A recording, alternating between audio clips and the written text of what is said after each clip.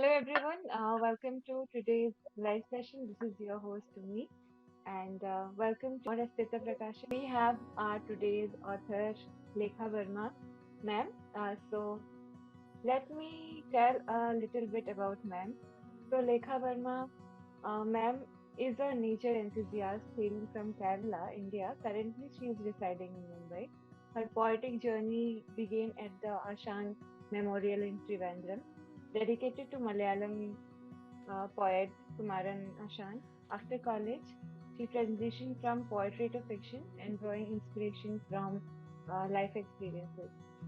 So, today we will be talking about her book, Garuda, and it's a mythological book. And I think this is going to be very interesting. So, ma'am, we welcome you to today's session. Hope you are doing really well. Uh, Thank you. Thank you for the wonderful introduction. Yeah. So, I think this whole journey took you a long time, 18 years, like. So this is quite a long journey. So uh, let's talk about the introduction.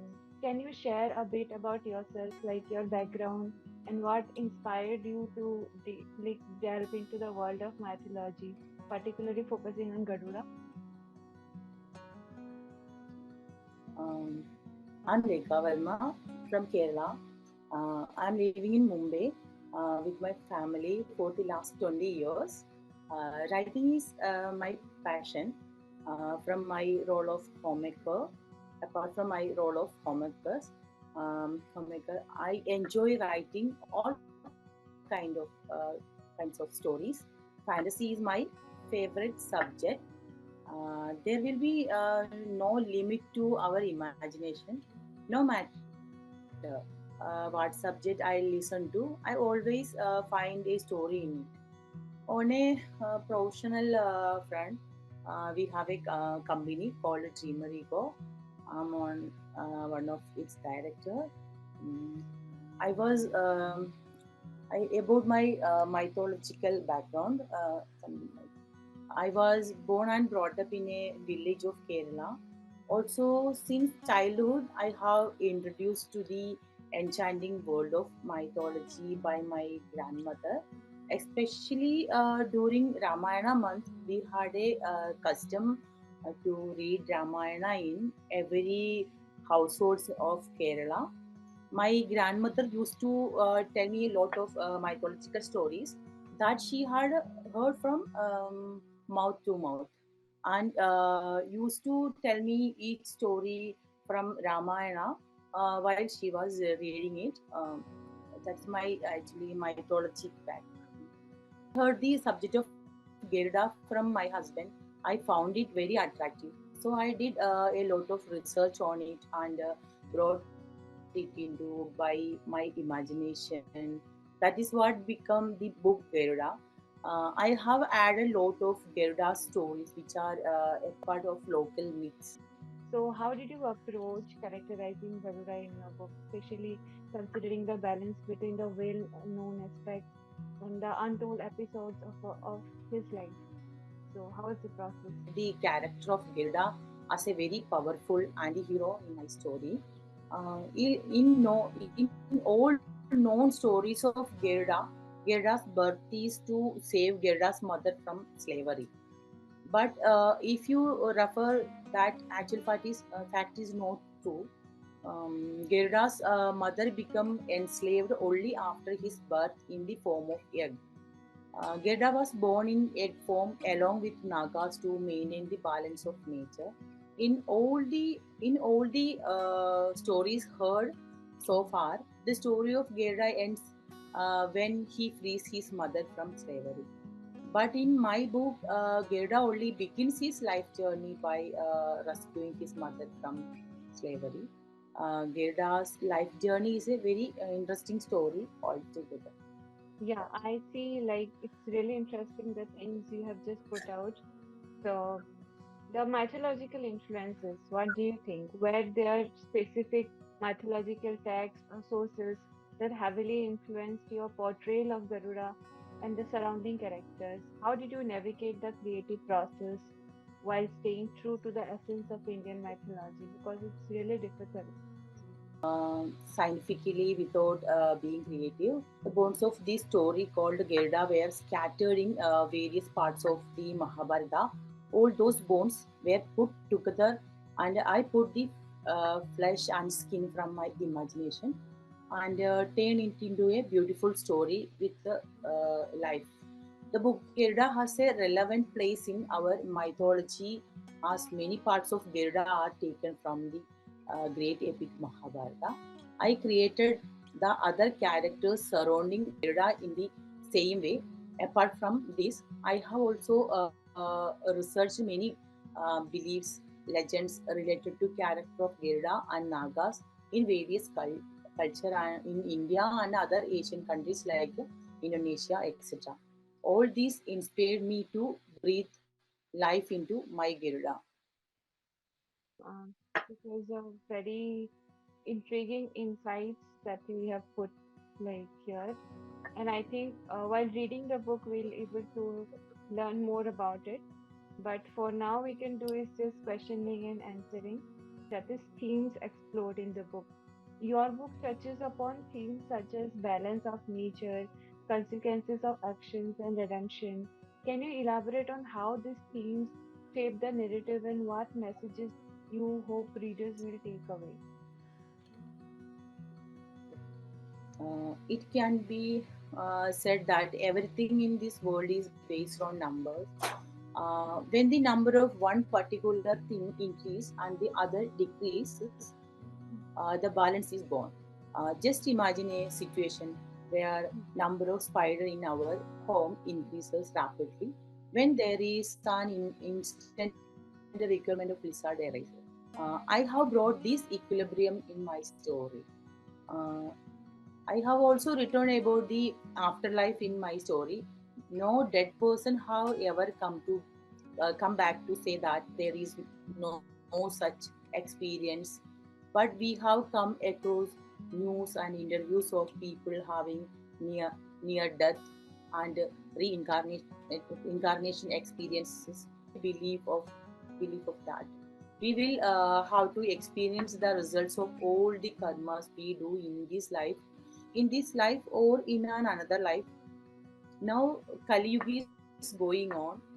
People are naturally inclined to do many negative things. So I think this is the right time to tell the story of Garuda. So let's talk about the personal connection. You mentioned drawing parallels between your life and Garuda's journey in the book. Like, how did your personal experiences influence the storytelling? And in what ways, like, do you feel common ground with the protagonist, that is Garuda? Even though the story of Garuda is a story of a superhero, Garuda's life journey is similar to the life of every common man as well as mine. Many obstacles and conflicts come in everyone's life to make us stronger. Mine is not an exception. I would say we all should be like Garuda. Because you will understand it while reading the book. We should overcome and fly high. Believe that by any human being can achieve anything if that is achievable by another human. We can also do it ourselves. Nothing in this world is impossible. Uh, if we come to the world building of this book, so the book creates a universe beyond time and space. So, how did you approach the world building aspect, and what challenges did you face in bringing this mythical realm to life of your readers? The story of Garuda is taking place entirely in another universe only. The story does not take place in a particular place or time. The calendar I have used here is the Chatur Yuga's concept and the chronology of in the 10 incarnation of Lord Vishnu. Therefore, this story takes place in an imaginary world. The age of the people in it cannot be defined. Garuda is neither a bird or a human, but a hybrid. So it was a highly creative task to make this character reliable to readers. Mm. Yeah, I appreciate that you explained really well because if we see scientifically and the facts you have just said right now, this makes sense. So yeah. So in Indra's secrets and afterlife, if we come to this topic, the hidden secrets of Lord Indra and Garuda's connection to the afterlife are intriguing elements in your story. Can you give us a glimpse into how you conceptualize these aspects and their significance in the overall narrative? Indra is a mysterious character in all mythology stories, and there is a lot of enigma and hidden truth associated with him. I have tried to bring out some of them here. Then the afterlife. The book Garuda Puranam talk about the afterlife, but there is not much stories related to Garuda anywhere in that book. Those who read my book will understand the connection between Garuda and the Garuda Purana. If we talk about the character relationship, the interactions between Garuda, the Nagas, and other divine begins are like pivotal to the story. How did you develop this character relationship, and were there any surprises for you as an author in the way these dynamics unfolded? I have presented the interaction between Garuda, Nagas, and gods in a metaphoric way. The opposing Satogun and Tamogun is what actually exists between Naga and Garuda, where Garuda flies up to the higher world above, Nagas who crawl down to the lower world under the earth. Garuda, who born with the Satogun, later getting switched to Tamogun, being brought back to Satogun by the gods again. Within the snake clan, also this division exists. Certain Nagas who has Satogun like Ananta and Vasuki are associated with the gods Vishnu and Shiva respectively, and they are friendly with the Garuda. At the same time, snakes like Kalia and Karbodaga are with the Tamogun and having enmity to Garuda. These gunas that are in play in the real chemistry between the characters. Let's talk about the writing process. So, can you walk us through your writing process? How did you balance your roles as a nature enthusiast, homemaker, and a writer? And what kept you motivated throughout the 18 years of this writing journey? Normally, I find time for writing 1 or 2 days in a week.